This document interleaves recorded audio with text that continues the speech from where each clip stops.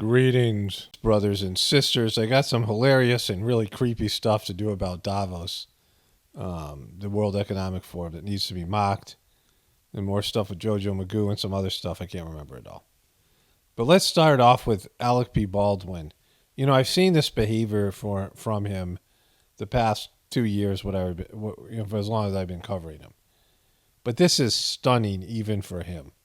And it's a real shocker. Alec Baldwin defends sexualist suggestive photo caption of Hilaria and son Leo.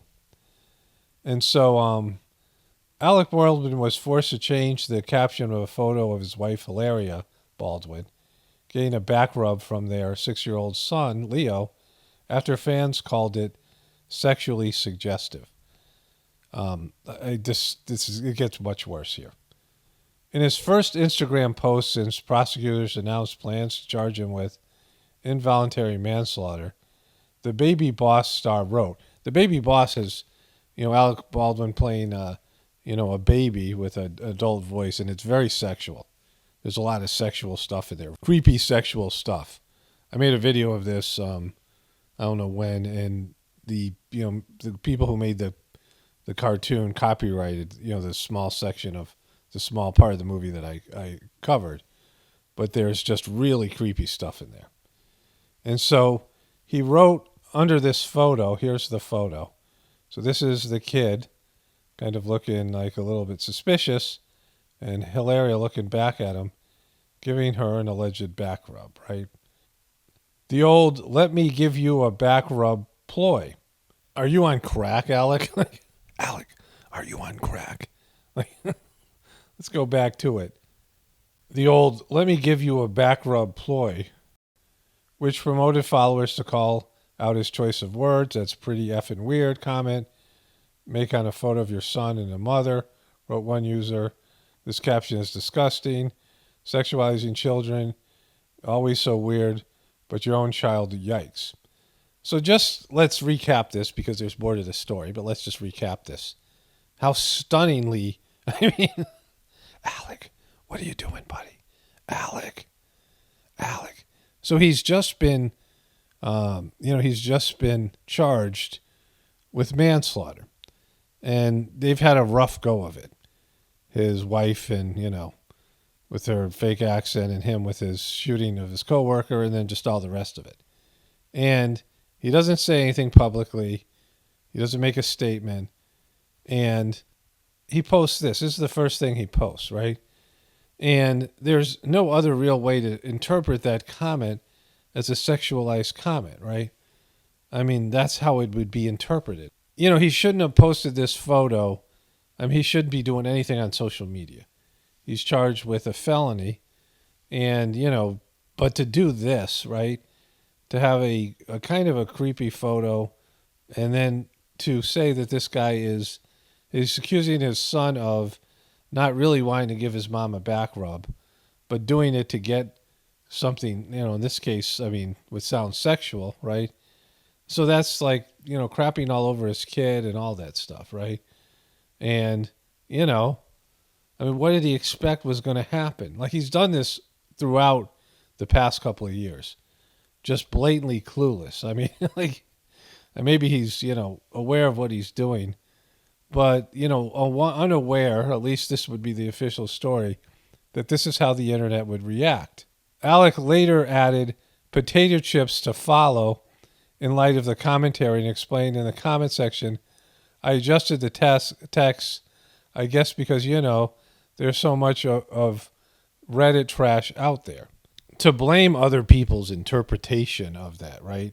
See, if you post on social media, there's enough of this around, and he's had enough experience of doing this. This is how it was going to be perceived. You would at least think, some people might perceive it like this, so I should word it differently. Sometimes the internet reacts in ways where the internet just doesn't get it, or some group of people, and they go off, and it's not, it's not warranted. But something like this, of course that's how the internet's going to react. He has all these Republican trolls who are mad at him for his portrayal of Trump and, his whatever it is, right? And they're all up in his grill. I mean, they've been harassed. They're harassed by lots of people. And you would just kind of get a sense of how this would play, especially with all the QBs, all the right-wing people, and just people in general who are concerned about children and the sexualization of children in Hollywood, right? Which is rampant. And so you'd have to understand that that's the way it was going to play. Like, come on. It's just, there's no excuse for it. There was a sketch on Saturday Night Live. I think Nicolas Cage was the guest star. And they were picking out baby names. And every baby name, he came up with how kids at school are going to make fun of that baby's name, right? And then at the end of the sketch, the big joke was his name was Aswepe or Asswipe. Like one of the, I mean, that's a legitimate funny joke, right? And that, having been named Aswepe and having every kid in school call him Asswipe, he, was very sensitive to. And that's how Alec and Hilaria should be. They should be hypersensitive to how the internet is going to react to their foolishness, right? Like, he's so narcissistic, he doesn't have any ability to self-perceive. I mean, is he just trolling everybody? Is he supposed to be acting this way? Does he not have a publicist, right? I mean, my only thought would be he's being told to do this, and this is like a role he's playing. Completely clueless ass clown. Although, he could easily play that role on his own, right? But to not think this thing through and not have other people read it. It's your first post, your lawyers, right? It's your first post after being indicted, and this is what you're going to do? And then you're going to blame internet trolls like, oh, they all, they're just sick people. Like, come on. He should have thought this thing through. Here's Alec's page, right? And here's the photo. And then he adds here, potato chips to follow. This person writes, he could easily be buttering up his mom to stay up late or for extra snack. People whose minds go anywhere else are the real problem. Well, the real problem is he's just accused his son of insincere behavior towards his mother, that he is doing something loving to get something for himself. Is he accusing his son of being a narcissistic sociopath, right? Like the son isn't just doing this to be nice to his mom. The son is doing this so that he can get something from her because he's evil like that, right? I mean, that's what Alec, she's saying that everyone who thought that this was a sexual comment, their minds are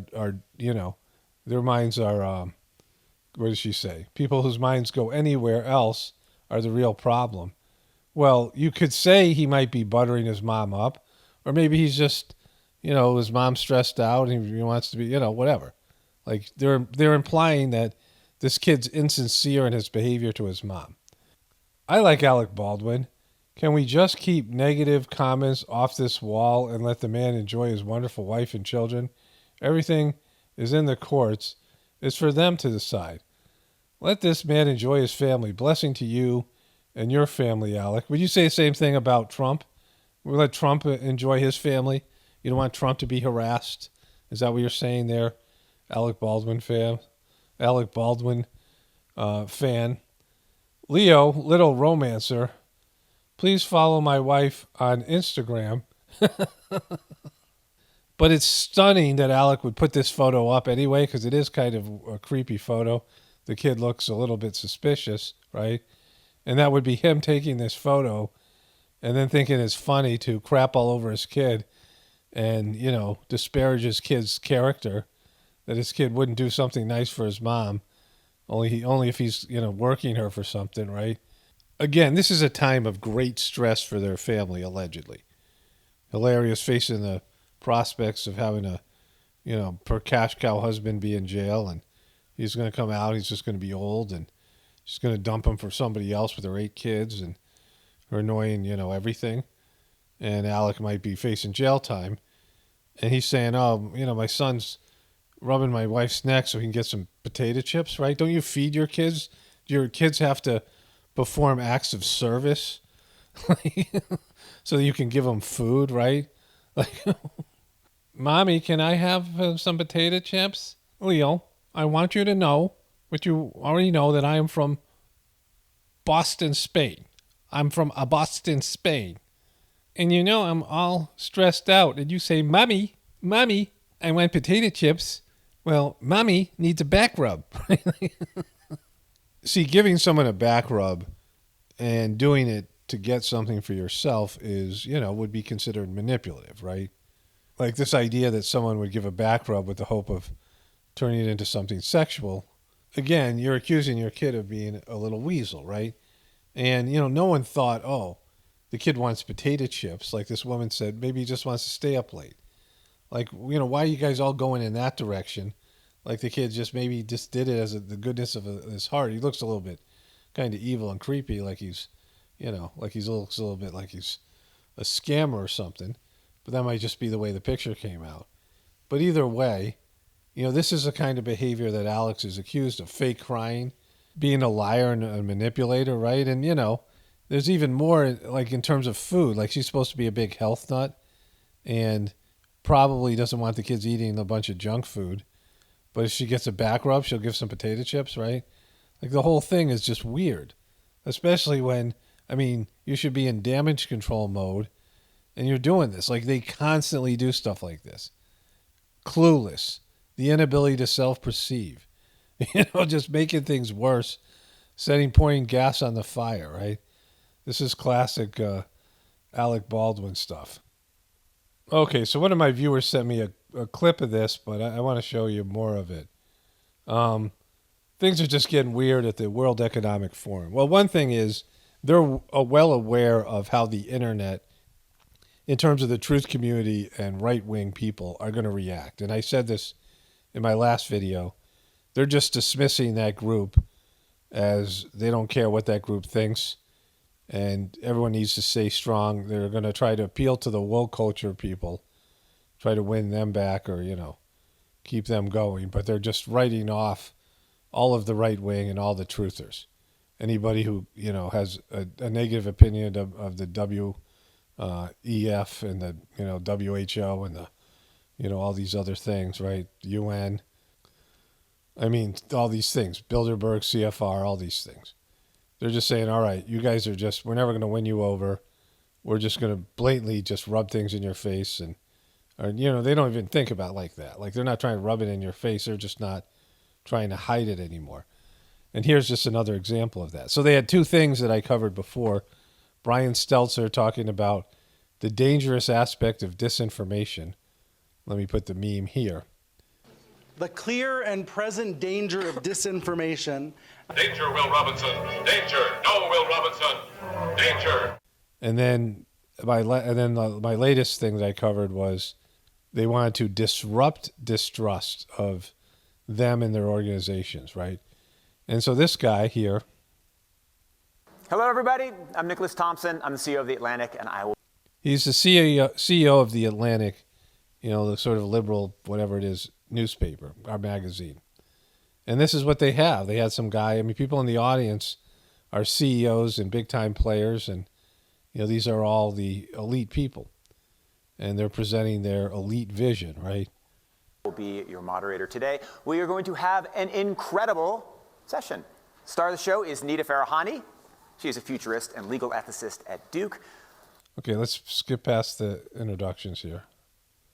Q&A, questions from the audience, and that'll be a wrap, and you'll leave enlightened and excited. So, you're going to leave enlightened. First off, a video. It's going to make you see the future and understand a wonderful future where we can use brainwaves to fight crime, be more productive, and find love. Let's roll. So you're going to be able to use brainwaves to fight crime and find love. You're in the zone. Even you can't believe how productive you've been. Your memo is finished, your inbox is under control, and you're feeling sharper than you have in a decade. So this is some cartoon they're showing here, right? Sensing your joy, your playlist shifts to your favorite song, sending chills up your spine as the music begins to play. You glance at the program running in the background on your computer screen and notice a now familiar sight that appears whenever you're overloaded with pleasure, your theta brainwave activity decreasing in the temporal regions of your brain. You mentally move the cursor. So they have some sort of device monitoring your brainwaves, which would mean that it would be some sort of invasive Wi-Fi like energetic wavelengths that are going in and reading your brainwaves, right? And that isn't good for you. I mean, I've talked about EMFs and electromagnetic pollution, as it's talked about in the Whispers of the Brighter World. These things that I talk about to do with Sahaj Marg and all these things. And we know, they haven't really given us any information of the studies. Like, they released 5G, and there was no environmental studies that were made public, right? Like you would say, you're releasing these waves. I mean, they're saying waves can read. Look, they got their own. Look at my big giant colossal cursor divorce thing. Take that, Evan Effer. I got the colossal cursor. They're saying that this can read your brain waves. That means it's penetrating into your skull, and your brain is, it's got electricity. These are these waves, and it's disruptive to that, right? Of course, it's going to be disruptive when you are, having these waves go into your brain. All these types of things, right? And how is this going to affect you as a person? But this is just getting started. To the left and scroll through your brain data over the past few hours. You can see your stress levels rising as the deadline to finish your memo approached, causing a peak in your beta brainwave activity right before an alert popped up, telling you to take a brain break. Take a brain break. I think, people are going to take a full-time brain break. I mean, I think everyone who's buying this has to take a full-time brain break. But what's that unusual change in your brain activity when you're asleep? It started earlier in the month. You send a text message to your doctor with a mental swipe of your cursor. Wait, so you mentally swipe your cursor. You're plugged into your computer, and your brain is connected to your computer, and your cursor is in your brain. Could you take a quick look at my brain data? Anything to worry about? Your mind starts to wander to the new colleague on your team, whom you shouldn't be daydreaming about, given the policy against intra-office romance. There's a warning here. Inter-office romances are strictly forbidden because they know she's thinking about this guy here. But you can't help fantasizing just a little. But then you start to worry that your boss will notice your amorous feelings when she checks your brain activity. And this is somehow better? Like you're selling this as something we would want? Shift your attention back to the present. You breathe a sigh of relief when the email she sends you later that day congratulates you on your brain metrics from the past quarter. Thanks for reading my brain metrics and giving me positive affirmation about my brain waves, which have earned you another performance bonus. You head home jamming to the music with your work-issued brain-sensing earbuds still in. When you arrive at work the next day, they're earbuds. So there's these earbuds that go in that read your brain waves. Somber cloud has fallen over the office. Along with emails, text messages, and GPS location data, the government has subpoenaed employees' brainwave data from the past year. They have compelling evidence that one of your coworkers has committed massive wire fraud. Now, they're looking for his co-conspirators. You discover they are looking for synchronized brain activity between your coworker and the people he has been working with. This is a good thing. You guys are pitching this as something that people want, right? While you thought crime. Know you're innocent of any crime, you've been secretly working with him on a new startup venture. Shaking, you remove your earbuds.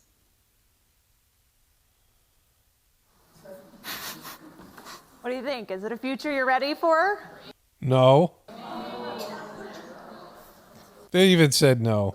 You may be surprised to learn that it's a future that has already arrived. Everything in that video that you just saw is based on technology that is already here today. Great. Start doing it.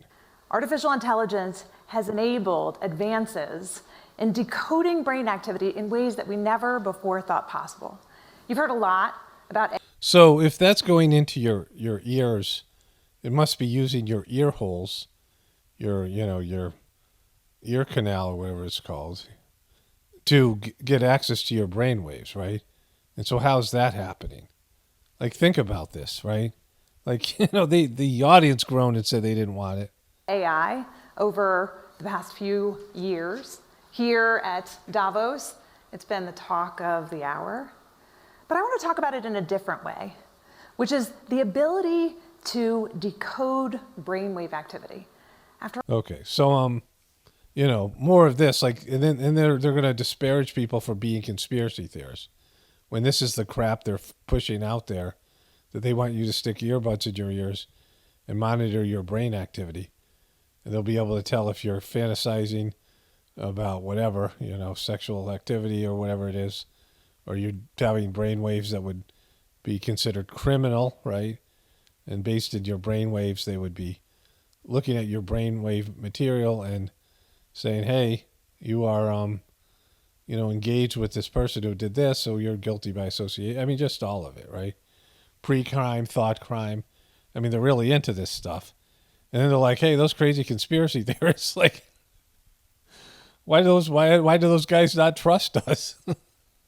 So I watched a little bit more of this, and it's, very disturbing for a lot of reasons.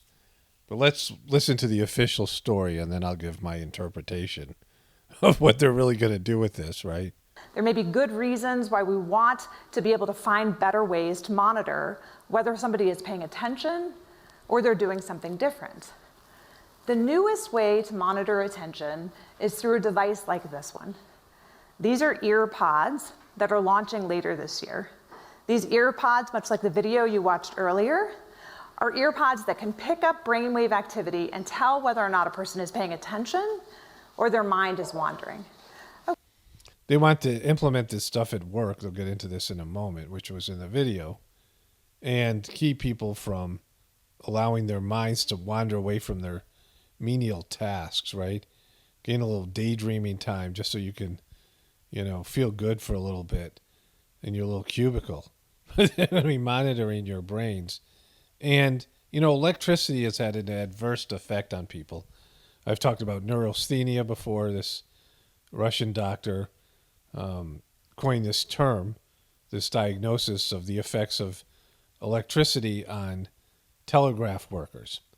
So they knew about this years and years ago. We're made up of water and electricity, and our bodies conduct electricity in these waves, these radio waves, and electrical currents, and all these things have an effect on us. And they know what that effect is. They're just not sharing it, right? And to have this stuff pumped into your brain through your earbuds, into your ear canal, right? Okay, well, you might think, fine, but even if we can tell whether a person is paying attention or their mind is wandering, you can't tell what they're paying attention to. You would be wrong. It turns out that you can not only tell whether a person is paying attention or their mind is wandering, but you can discriminate between the kinds of things that they're paying attention to. Whether they're doing something like central tasks, like programming, peripheral tasks, like writing documentation, or unrelated tasks, like surfing social media or online browsing.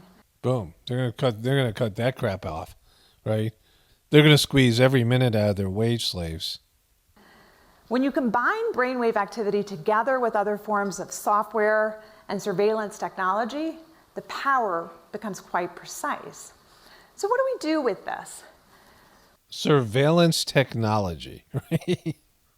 So they're surveilling you and they're monitoring your brain waves and having AI technology interpret what your brain is doing. And, then there's this where she's going to try to sugarcoat it. So what do we do with this? What do we do with technology that enables us to monitor brainwave? Bury it and pretend we never thought of it and make sure that it never resurfaces. Activity for attention. Do we embrace it? Do we resist it? I believe that there is a pathway forward with such technology, but it's putting it in the hands of employees, enabling them to use it for themselves as a choice, whether or not they want to focus, whether or not they want the technology in order to improve their own performance, but not using it as a measure of their brain metrics to decide whether to fire them, hire them, or to watch for their lagging cognitive decline over time and using it as a way to discriminate against them.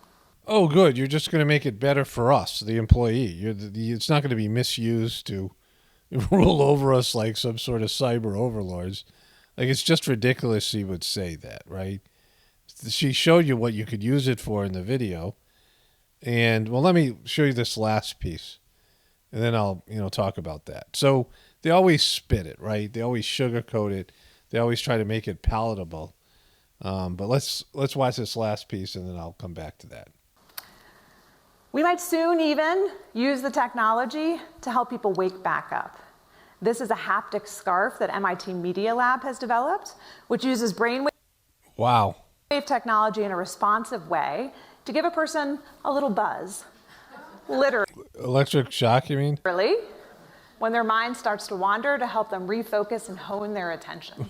Wow. There's another pathway forward with this technology, which I find to actually be quite exciting and something that I think companies should be experimenting with.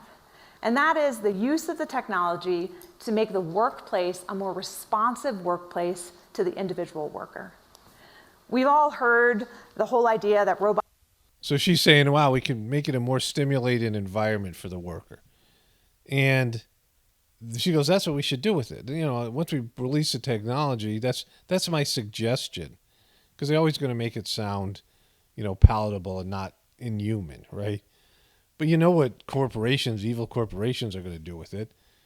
They're going to maximize their performance. They're going to squeeze as much work out of you as they possibly can.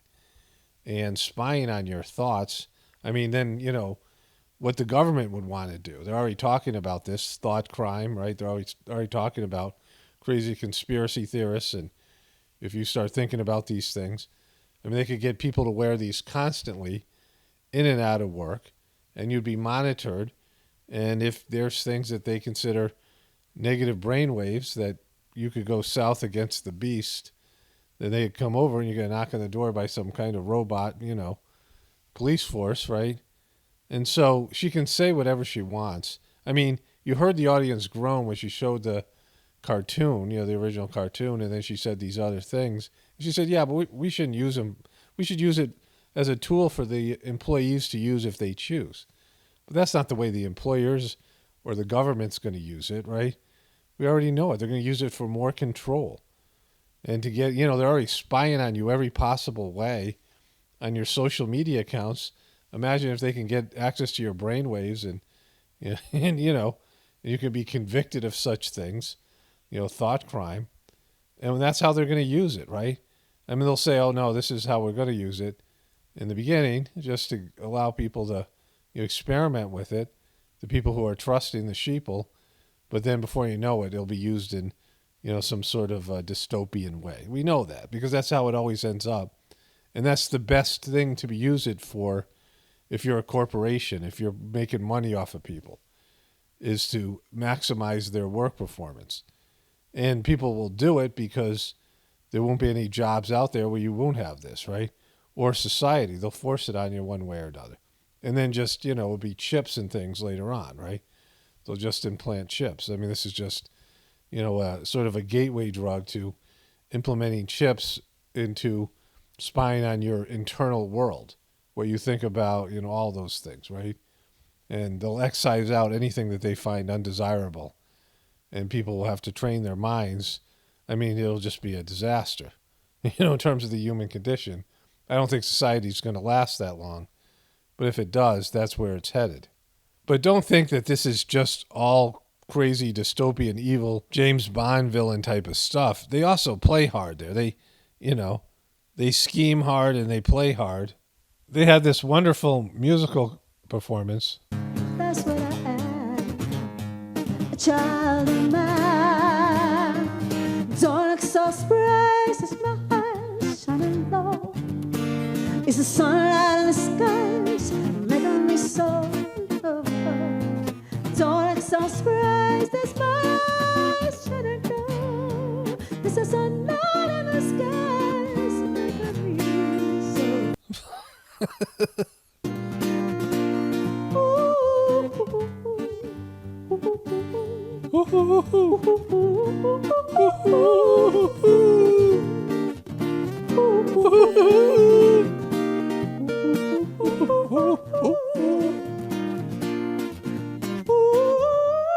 You're still going. Oh, do your head. Look at this guy. Look at this guy. Like a flower, like a flower. Oh, I sing. Yeah, so this is I just I don't know what to say, right? Like, this all would be stunning, but this is just what it's like in 2023, the year of effort. Okay, so the name of this band is Noah's Ark. I think. Okay, so I'm not sure where they're from. I just glanced through the bio. Well, here, let's just look at it.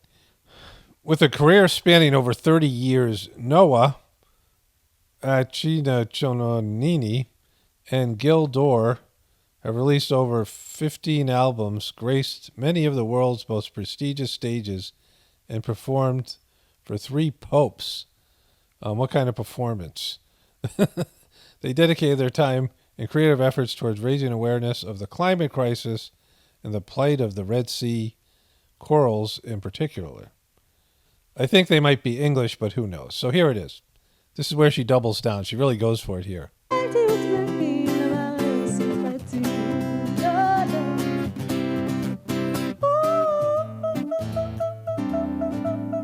at the hands. Look at the hands. Yeah, do it. Yeah, do the head and the hands. Woo, go for it. Yeah. Boom. Yeah. There you go. Those hands are important. She's playing little notes with her hands. Like a flower or a tree. I'll throw my head back and sing, I sing, I sing, I sing, I sing.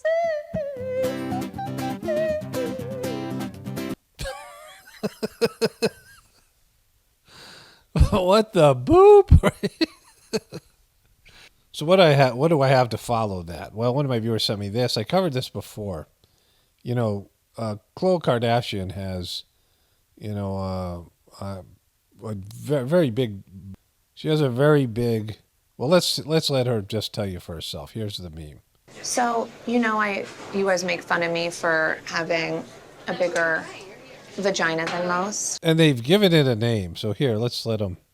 Oh my goodness, look at you. I'm freezing. Why do you look so gorge? I was just born this way. Do you really have the cojones to say this is how you were born? You were born this way?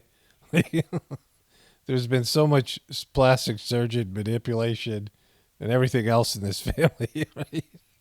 No, I was just born like this. I'm all natural. The camel is out in full effect. I love it. Chloe's camel toe is named Camille the Camel. It's very famous. White House says there's no visitor logs for Biden's home. I don't know if I've covered this before. I forgot to take some of these down. Biden blasts fiscally demented Republicans in MLK Day speech. There he is trying to make a point. There he is, being brilliant, even though he's faking like he's senile. Here it is. On what would have been Dr. King's 91st birthday, I attended the Sunday services at Ebenezer, and it was deeply meaningful and moving for me. It was because we face another inflection point in our nation's history, one that's going to determine what this country looks like several decades from now. This is a time for choosing. Will we choose democracy over autocracy, or community over chaos, love over hate? These are the questions of our time that I ran for president to try to help answer, and that Dr. King's life and legacy, in my view, show us the way forward. We just have to look back. We got to be prepared. With all of you here, together we made some important progress. 2 years ago, our economy was on its back, flat on its back. People were hurting, particularly minorities. It was on its back. What? When you guys rolled out this COVID thing and closed down the economy? Because it wasn't doing that badly. I mean, it was, but it wasn't. Because they didn't want to, they didn't want to do a reset and do all these things based in, oh, the economy's tanked like they did in 2008. They couldn't do that, so they had to have another reason. But it was COVID. Minority communities. Black Americans and other people of color were disproportionately hit. And Kamala and I and our administration acted decisively. They acted decisively. They got it done. With the help of people in this room. To not only... We started looting the crap. Yeah, some of you guys in the room helped us with the looting. Rescue the economy from a pandemic downturn, but to lay the foundation for a stronger and more resilient and more equitable economy for decades to come. If you hold just a second, one of the things that I wanted to, it's a slight digression, but one of the big issues was with the pandemic. I wanted to make sure that we spent the time, effort, and had the mechanism to make sure that minority communities were not left behind, that we're not left in the lurch. And the highest percentage of workers, minority communities were treated as, I mean, it was a single effort we had, and I'm very proud of the folks who ran that show that we got it done. Over the past 2 years, we've gotten an awful lot done together. We got a lot done together. So let's keep it going. We have the most vibrant economy in the world right now. Like, it's amazing this is how they would spin this inflation-ridden looting of American wealth. I mean, it's the most vibrant. World. We're doing better than any other major nation in the world today. And that's what I thought about yesterday at Ebenezer and that inflection point in history we're at. The path is clear. To go forward, we need to go together. So let's be guided by Dr. King's light and by the charge of Scripture, which is, let us never grow weary in doing what is right, for if we do not give up, we will reap our harvest in due time. Well, we're going to reap the harvest. Let's remember who we are. We're the United States of America, and there is nothing beyond our capacity. Nothing, nothing, nothing if we do it together. So God bless you all. God bless. Okay, so he didn't say the fist. Where's the part where he said, I reduced the deficit last year, $350 billion. Thanks for whispering, Joe. That's what he did. But so what? These guys are the fiscally, they're fiscally demented, I think. They don't. Yeah, fiscally demented. Thanks, Joe. Good job, buddy. Wow. Stephen Colbert spots awkward Joe brain fart at MLK Day event. So, he was looking really awkward. I didn't get a chance to, at this church he's talking about. I didn't get a chance to cover it. But Stephen Colbert here's the part that he's talking about. Happy birthday to you. Happy birthday, dear Valen. Happy birthday to you. Wow. Okay, now. So this is the first time this is Huffington Post posting this, and Stephen Colbert, the guy's had dementia for years. He's had all these gaffes. Now you're just covering him now that he has a scandal and they want to move on from him. Now you're going to point out he's senile, right? Come on now. You're just making yourself look like a complete shill and tool, which we already knew. But now it's taking it to another level. Madonna unveils dates for Celebration World Tour featuring 4 decades of mega hits. I already showed you the image. Of course, there's these accusations against her. I'm going to try to get into all that stuff. I have different toolbars. But there's something somebody sent me, and it's a weird video from her. I'll show that probably at the end of this video here. Donald Trump prepares for his return to Facebook and Twitter. So that's happening. So he's coming back. After criticism for silence, Biden White House takes questions about classified documents. I mean, I think they're going to try to get rid of the guy, but I thought that before the election. I thought he was going to get COVID and die. I think I said that in a video. I thought he was going to get COVID at least and be, they were going to replace him. And at that time, it looked like they might replace him with Andrew Cuomo's, but we all see how that turned out. This dude's having his brainwaves monitored right here. Joe Biden has no regrets over hiding classified docs until after the midterm election. Well, that was the no regrets thing I covered, but I guess he was, he didn't really make that clear. There's no hiding Biden's fright over classified doc scandal. And so they say Joe Biden is panicking, and well, he should, because now they're finding documents that went to his days when he was senator. So, and after all this stuff they talked about Trump, it's, I think they're trying to get rid of him.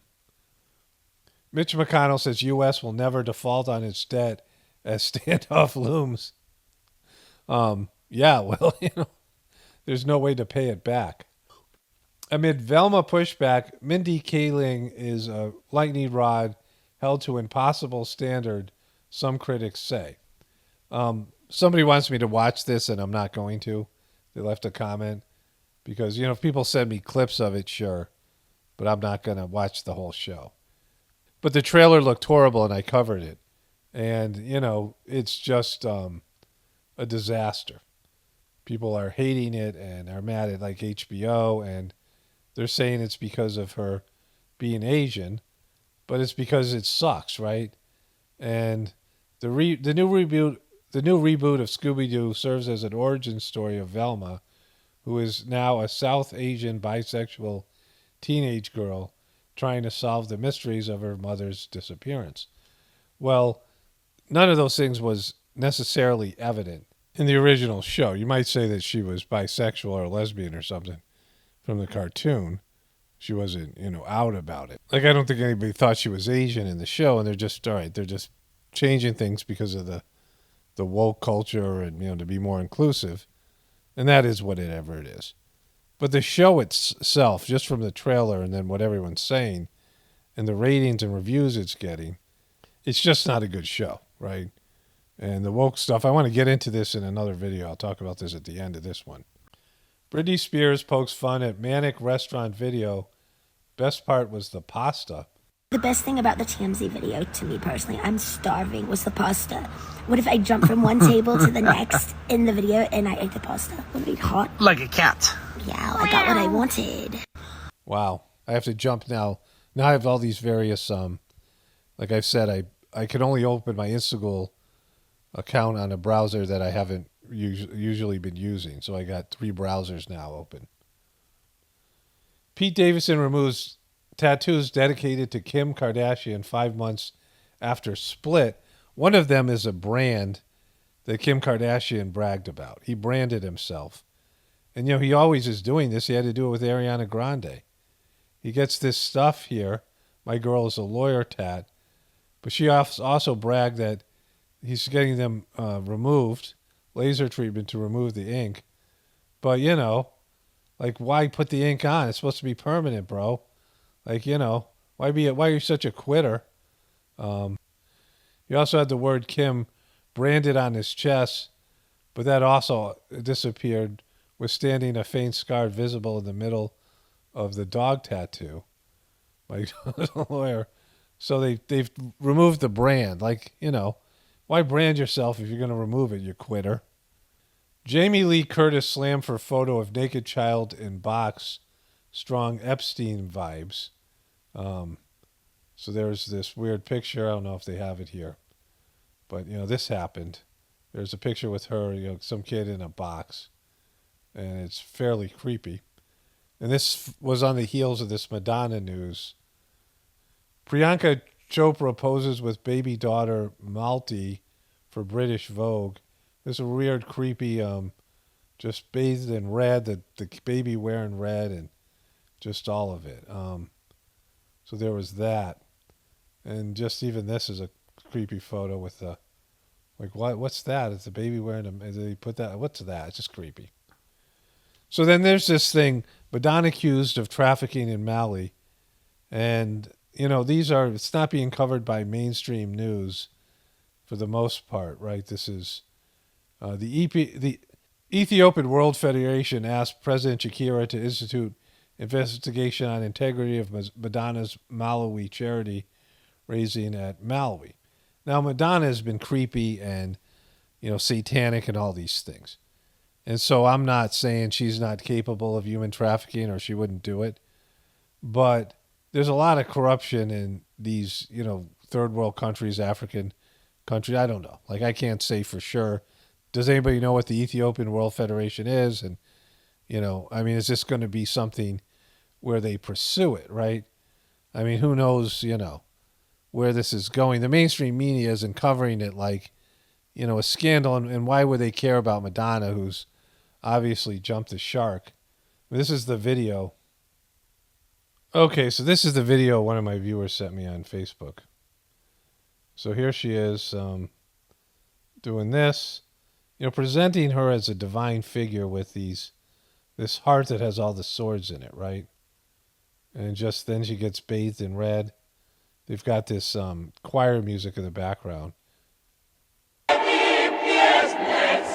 So that, she has such a demonic face. And she's just not saintly, right? Like, they're trying to make her a saint. Behold, I am coming soon. And so just creepy. On the heels of these accusations, and she's going on world tour, and she wiped her Instaghoul account and all these things. There's a lot of suspicion. I've been through these things with truthers before where all the truth community thinks that there's going to be a big bust or something's going to be exposed, and it never is, right? And so this thing with Jaime Lee Curtis and, more importantly, Madonna, nothing's going to come of this because it never does, right? What happened to Balenciaga? It's just, there's no smoking gun, where they're going to out these so-called pedos or whatever it is. Okay, so I was going to talk about the woke culture 2 or 3 videos ago, but all this stuff has happened and I've got backlogged. This video is a lot longer. I got to go make dinner, and I had to go get the hay today. I don't know if I mentioned it in this video, but we need to get more hay because our cows were supposed to leave and they didn't, and now we have them. And so my son and I went out and got hay this morning. So, everything's... anyways, and I did these long voiceovers for an upcoming Journey series, number 86. And it's going to be one of the most important ones, even though, there's hours and hours of content, at least for me. And just there's been another level of sort of corruption and just bummer stuff with the Heartfulness organization. So that's coming up. So anyways, I'm going to stop here. I might start doing videos like separately and make shorter videos, but multiple videos. I'm going to try that tomorrow and make like videos on both channels and do shorter videos instead of the longer ones, and that sort of thing. Make a video on each channel and they'll be shorter, and these voiceovers will be separate and things like that. And so let me see how that works out financially, and just because of YouTube. So somebody mentioned that in a comment. I've been thinking about that myself since YouTube seems to be going away from the longer videos, and in terms of recommending them and supporting them. And so that's it for now. Only spirituality will save this world. It's Paul Romano, definitely reporting from the Apocalypse and the Ascension. Everyone have a blessed day and be grateful.